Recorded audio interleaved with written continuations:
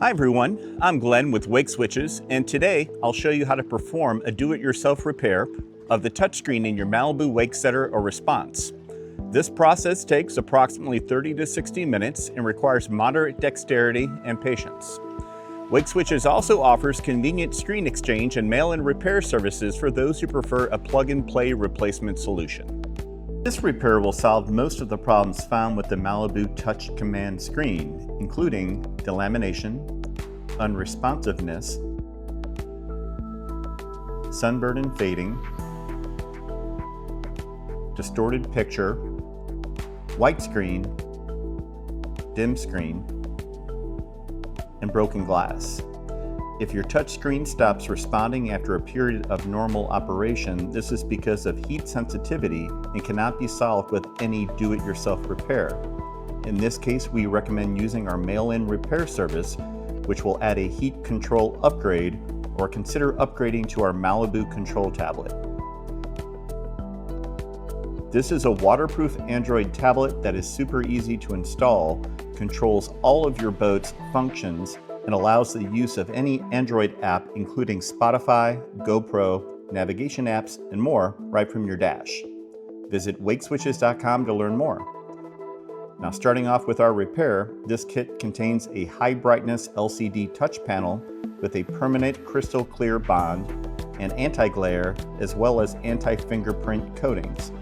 It also includes a power adapter for confirming success prior to reinstalling in your boat, as well as a Torx key for removing components in the screen chassis and a hobby knife to assist with removing the old touchscreen.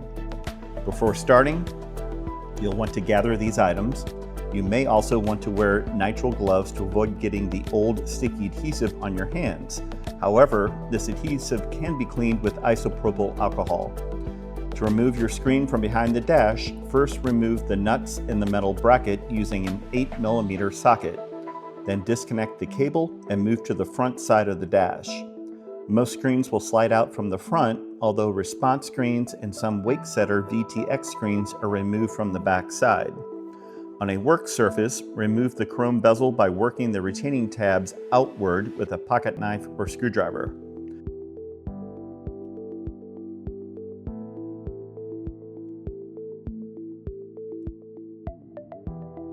Next, with the screen facing up, set your heat gun to high and apply heat around the perimeter for 2 minutes. Insert the hobby knife under the glass and work it along all edges to separate the glass from the screen case. Avoid prying upwards with the knife, as this will cause glass breakage. If the knife does not easily penetrate under the glass from the side, apply heat for another 2 minutes and retry.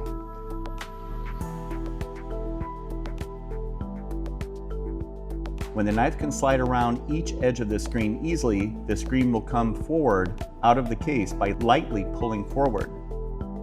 Disconnect the ribbon cable with the plug-style connector from the LCD panel, then lay the panel face down on your work surface. Using the Torx key, remove the 4 screws holding the main board to the screen case. With the tip of the Torx key or the hobby knife, slide the black tabs on the second ribbon cable connector outward. This will disengage the ribbon cable from the connector and release it from the main board. Repeat this with the opposite ribbon cable.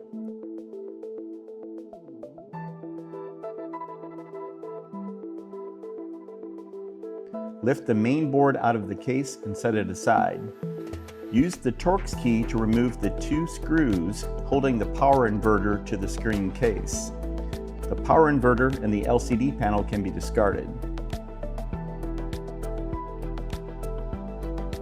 Use a flathead screwdriver to remove the old adhesive tape from the edge of the screen case. If any of the glue from the screen has leaked into the case, you can remove it with a paper towel soaked in isopropyl alcohol. A pocket knife or screwdriver can also be used to clean out larger deposits of adhesive.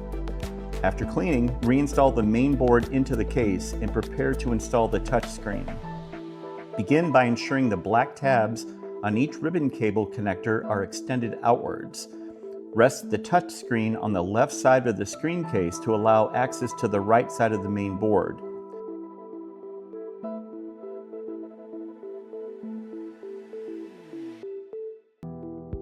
Curl the black ribbon cable so the gold pins are facing downward and insert it under the black tab of the connector. With the cable inserted as far as possible, close the connector by sliding the black tab to the left, applying equal pressure to each end. Ensure the cable has not backed out of the connector while you're closing the locking tab, as this will prevent touch response.